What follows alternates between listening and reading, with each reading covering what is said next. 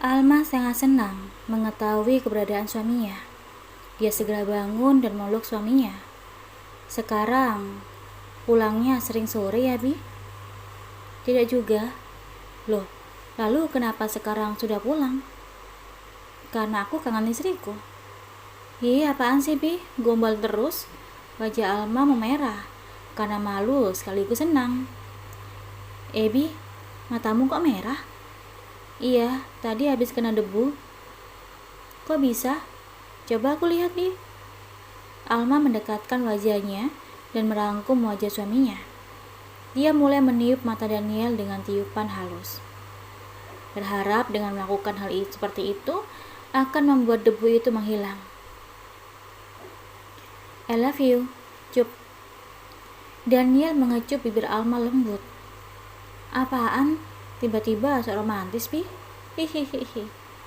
Alma terkekeh senang. Maaf ya sayang, kalau selama ini sudah membuatmu banyak bersedih. Ngomong apa sih, Bi? Aneh deh. Udah ah, aku mau masak dulu.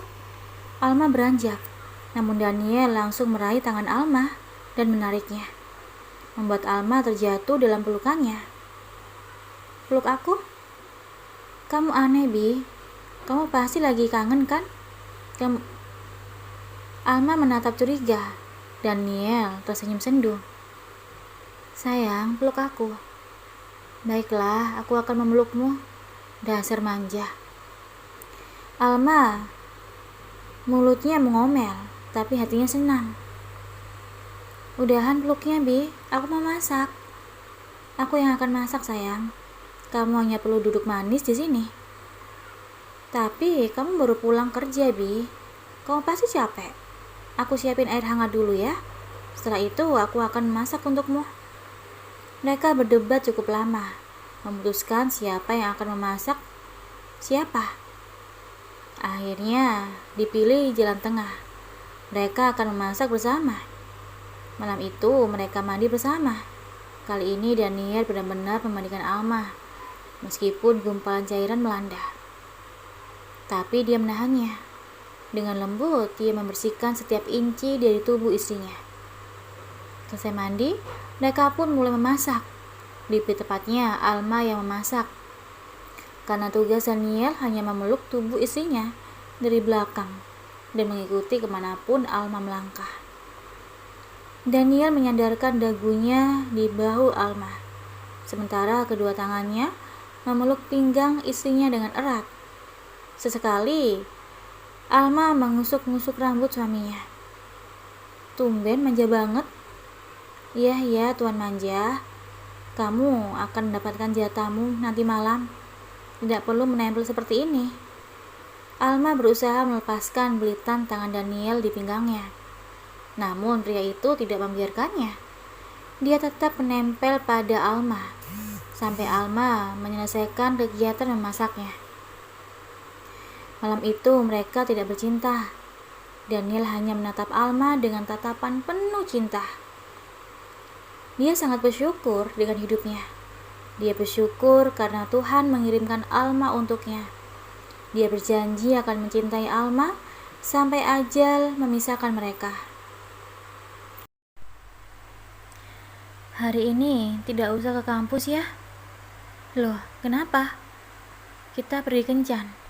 Sudah lama kita tidak melakukannya. Berarti hari ini Habi juga nggak kerja?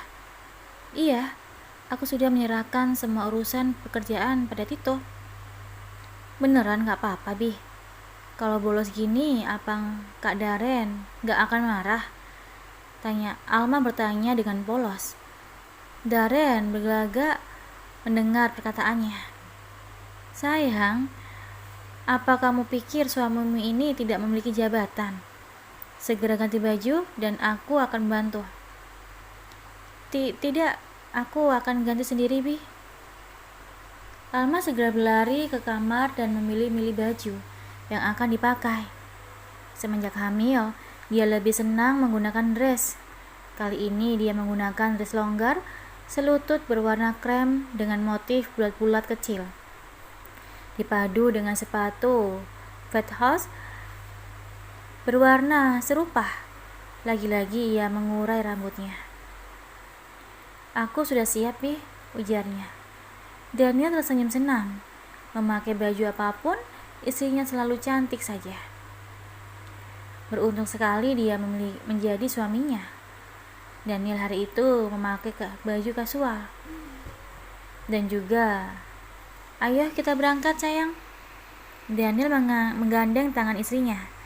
Mereka mengendarai supercar berwarna merah menyala. Alma hanya mengikuti suaminya. Rupanya mereka pergi ke salah satu mall terbesar di Jakarta. Kita kemana, Bi? Ikut aja sayang. Alma membiarkan tangannya digandeng dan mengikuti kemanapun kaki suaminya melangkah. Daniel berhenti di salah satu toko tas mahal di dunia. Kali ini bukan toko tas Hermes tapi LV. Alma menatap Daniel dengan bingung. Mau ngapain kesini, Bi? Beli tas sayang. Tapi aku tidak membutuhkannya. Shh. Daniel melambaikan tangannya pada pelayan toko. Melihat tampilan Daniel dan Alma, para pelayan sepertinya meragukan mereka. Namun mau tidak mau, mereka tetap menghampiri. Ada yang bisa saya bantu, Pak? Bungkus semua barang yang ada di sini, tak terkecuali yang dipegang oleh orang-orang itu.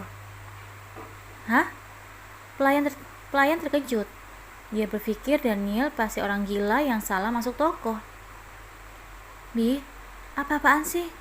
Untuk apa melakukannya? Ayo keluar. Bungkus sekarang. Daniel berbicara dengan nada memerintah.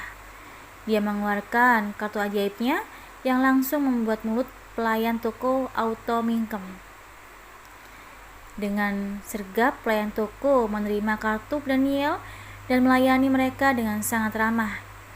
Daniel dan Alma diberi ruangan khusus untuk menunggu barang mereka selesai dibungkus. Pelayan toko menyediakan makanan dan minuman untuk mereka. Para pelayan langsung menjadikan Daniel dan Alma raja dan ratu dalam sekejap mata. Semua keinginan mereka dipenuhi. Bi, apa kamu sudah gila ya? Untuk apa beli tas sebanyak ini? Mau buka toko tas? Ide bagus. Nanti kalau aku pensiun, aku tidak memiliki pekerjaan, kita bisa membuka toko tas sayang. Bi, jangan bercanda dong. Aku serius nih. Aku juga serius.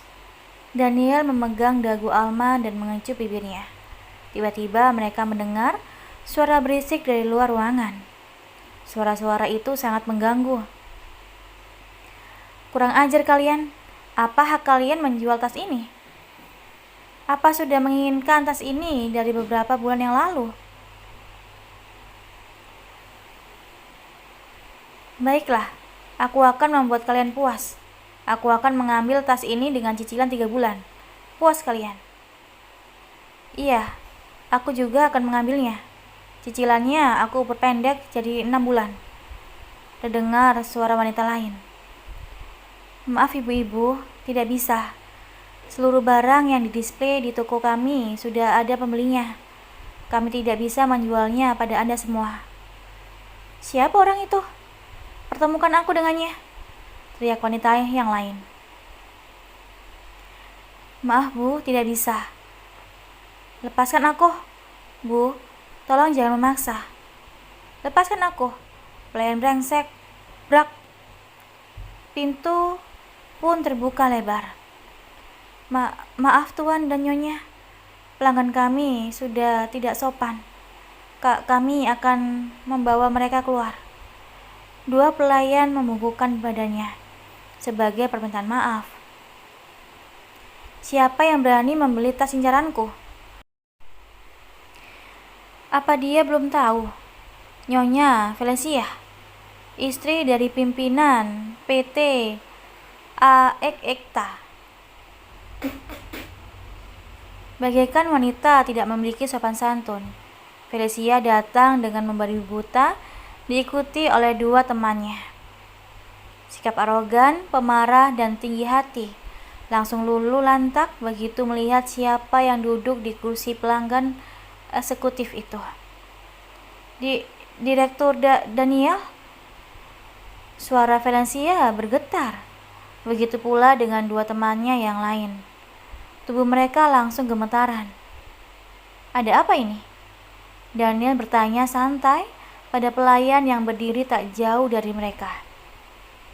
Maafkan Tuan, pelanggan ini menginginkan tas yang Anda beli. Saya sudah mengatakan padanya bahwa seluruh tas yang ada di display sudah Anda beli, tapi dia memaksa untuk bertemu dengan Anda. Kak Felis, Kak Sisil, Kak Esther, mengapa ada di sini? Alma bertanya-tanya. Kamu mengenalnya, sayang? Iya, Bi. Kalian teman istriku? Iya, Tuan.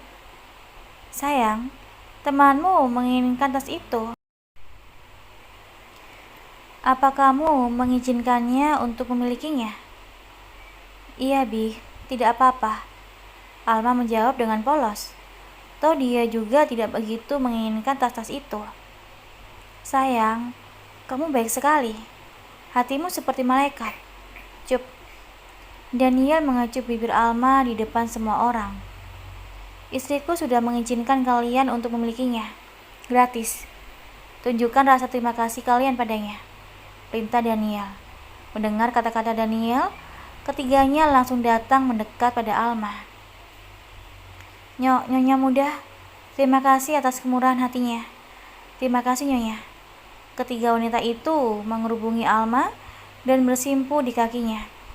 Ucapan terima kasih tak henti-hentinya mengalir dari mulut mereka. Alma sangat kebingungan. Dia menyuruh ketiganya untuk berdiri, namun mereka tidak mau. Daniel menarik Alma dari duduknya. Jangan merendahkan dirimu seperti mereka, sayang. Kamu terlalu berharga untuk berada dalam satu ruangan dengan mereka. Ayo kita pulang. Daniel menggandeng tangan Alma, meninggalkan para wanita itu yang masih bersimpu di lantai, sembari memeluk tasnya. Pelayan kembali memberikan kartu Daniel dan berjanji akan segera mengirim barang-barangnya ke apartemen mereka. Daniel mengambil ponsel dan menelepon Tito. Ambil alih perusahaan PT AEK-EKTA dan pecat pimpinannya. Baik, Bos. Ada lagi? Ya, ambil alih juga perusahaan Adixa dan Sentesa. Tapi grup kita tidak bergerak di bidang itu, Bos. Ambil aja sih, anggap aja sebagai perluasan bidang usaha. Baiklah, bila Big Boss sudah bicara, maka saya hanya bisa apa?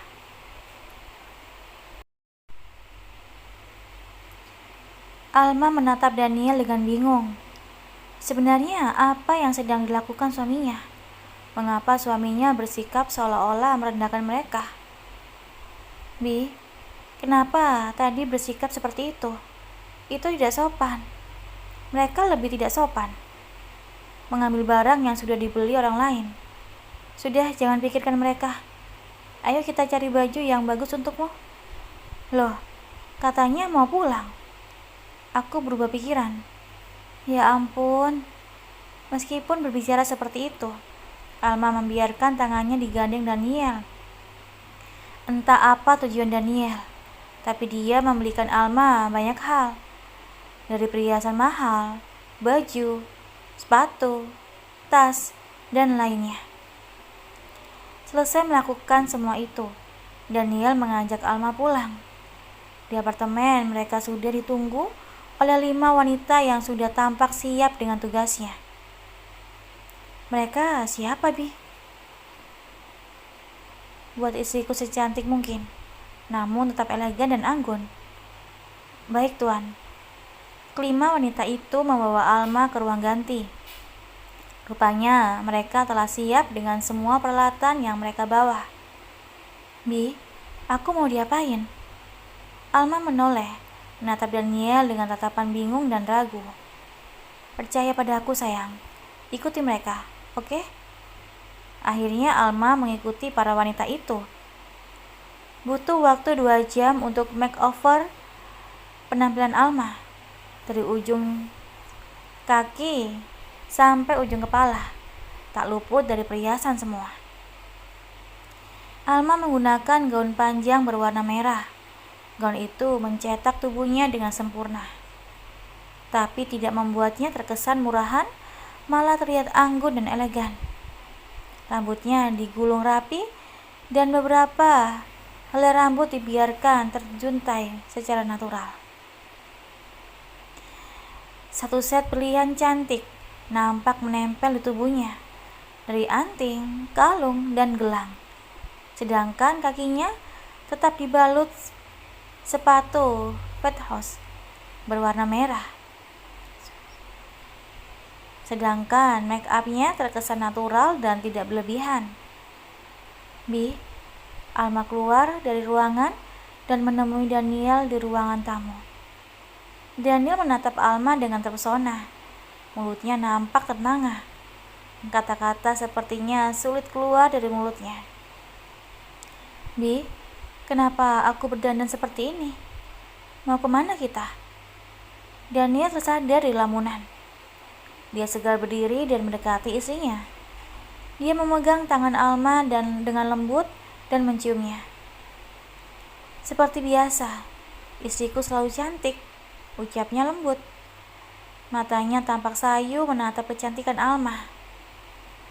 Kamu belum menjawab pertanyaanku, Bi. Kita mau kemana? Kenapa aku berdandan seperti ini? Aku merasa tidak nyaman. Kita akan menghadiri pesta, sayang. Aku mengajakmu untuk mendampingiku. Apa aku harus ikut? Apa kamu rela aku didampingi wanita lain? Jangan macam-macam. Alma melemparkan tatapan galak. Daniel terkekeh. Dia mencium bibir Alma sekilas. "Aku juga akan bersiap, sayang. Tunggu aku." Beda dengan Alma, tidak perlu waktu lama bagi Daniel untuk bersiap-siap. Setelan jas berwarna hitam sudah disiapkan untuknya. Daniel tampil gagah, namun tetap tidak meninggalkan kesan bad boy-nya. Alma mendekati Daniel dan menatap Daniel dari atas sampai ke bawah. "Apa perlu berpakaian seperti ini, Wi? Apa tidak berlebihan?" "Kenapa, sayang? Apa penampilanku mengecewakanmu? Aku tidak suka melihatmu seperti ini. Apa rambutmu harus rapi ini? Wajahmu juga sangat segar. Banyak wanita yang akan melihatmu." Daniel tergelak mendengar nada posesif dalam suara istrinya. "Tapi aku hanya melihatmu, sayang." "Apaan gombal terus? May Queen? Mari kita berangkat." Daniel mengecup punggung Alma dan menggandeng tangan istrinya. Mereka menuju salah satu hotel mewah di ibu kota. Setelah sampai, Daniel membuka pintu untuk Alma dan membuat tangan Alma tersampir di lengannya. Mereka menuju aula hotel yang digunakan untuk acara. Aula tampak penuh dengan pria dan wanita yang bertampilan elegan. Tampak sekali bahwa mereka dari kalangan atas dan berduit. Alma menatap sekelilingnya dengan takjub. Begitu melihat Daniel dan Alma datang, beberapa pelayan mengantar mereka ke kursinya. Daniel mendapat kursi terdepan, yang menandakan bahwa dia tamu kehormatan. Rupanya acara pesta itu diadakan oleh salah satu perusahaan kertas yang cukup memiliki nama di pasaran. Acara itu bertujuan untuk memperingati ulang tahun perusahaan. Acara itu pun dimulai. "Hari ini kita kedatangan tamu agung yang sangat penting. Sangat sulit untuk bisa sekedar berkomunikasi dengan beliau. Tapi hari ini, beliau meluangkan waktu berharganya untuk perusahaan kita. Ini merupakan kehormatan yang sangat besar bagi perusahaan kecil seperti kami. Mari kita sambut Wakil Direktur Grup H untuk bergabung bersama kita, Tuan Daniel Nathaniel. Prok, prok, prok, prok. Suara tepukan tangan bergemuruh. Daniel berdiri dari duduknya. Dia mengecup tangan Alma sebelum dipergi ke podium. Alma menatap suaminya dengan terpesona. Kemudian Alma menyadari kehadiran seseorang yang dikenalnya. Tampak kursi di seberangnya di sisi seseorang. Alea dan Sarah tampak baru datang dari duduk di kursi itu. Sarah menatap Daniel dengan tatapan panas, membuat kesal Alma yang melihatnya. Sementara Alea menatap Alma, tampak terkejut sekaligus bingung melihat keberadaannya di sana. Daniel dengan lancar memberikan ceramah, memberikan sambutan ini itu, memuji keberhasilan perusahaan itu untuk tetap eksis di pasar yang serba menggunakan kecanggihan teknologi. Ketika Daniel akan mengakhiri pembicaraannya, tiba-tiba Sarah berdiri dan berjalan ke arah panggung. Dia mengambil alih nampan berisi cenderamata yang dipegang oleh staf. Dia berjalan ke panggung dan berdiri di depan Daniel. Cenderamata spesial akan diserahkan langsung oleh putri ketiga dari pimpinan, Nona Sarah Samilia. Prok, prok, prok, prok. Lagi-lagi tepuk tangan bergemuruh. Sarah menyerahkan cenderamata itu. Sesekali tangannya memegang tangan Daniel, namun Daniel menepisnya. Kelihatan matanya tampak sangat bernafsu begitu melihat Daniel. Wartawan menyuruh mereka untuk berfoto bersama. "Baby, lama tidak berjumpa. Bagaimana kabar Junior?" bisik Sarah dengan vulgar, sementara tangannya memegang tangan Daniel. "Apa kita saling mengenal? Seingatku, aku tidak pernah ingat punya kenalan semurahan Anda." Daniel dengan tegas melepaskan tangannya dari tangan Sarah. Tubuh Sarah bergetar mendengar kata-kata Daniel. Tapi dia tampak tidak mau menyerah. Dia menatap Alma yang duduk di depan mereka. Pikiran untuk membalas sakit hatinya karena dipermalukan di kafe masih ada. Sarah kembali mendekat pada Daniel dan berbisik, "Tidakkah kamu ingat malam panas kita? Kita bercinta berkali-kali. Malam itu kamu sangat buas, sayang. Wajahmu tidak cukup berharga untuk kuingat. Kalaupun malam itu ada, itu artinya malam itu aku sedang gila. Bagaimana mungkin aku meninduri wanita sepertimu?" ucap Daniel santai. Wajahnya masih tersenyum pada kamera. Tubuh Sarah semakin bergetar. "Pertunjukan akan dimulai. Aku peringatkan untuk tidak mengganggu istriku lagi, atau kamu dan keluargamu akan menerima lebih dari ini."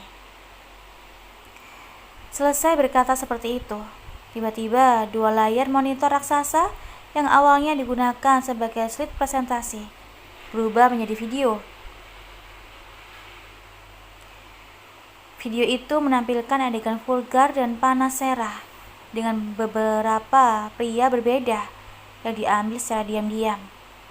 Pria-pria dalam video wajahnya disensor, sementara wajah Sarah terlihat sangat jelas.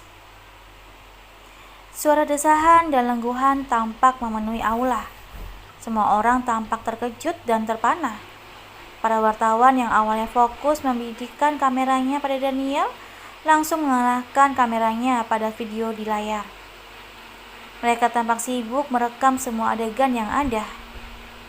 Lepas dari keterkejutannya, para tamu undangan mulai berlomba-lomba mengeluarkan ponsel mereka dan mengabadikan setiap momen yang ada.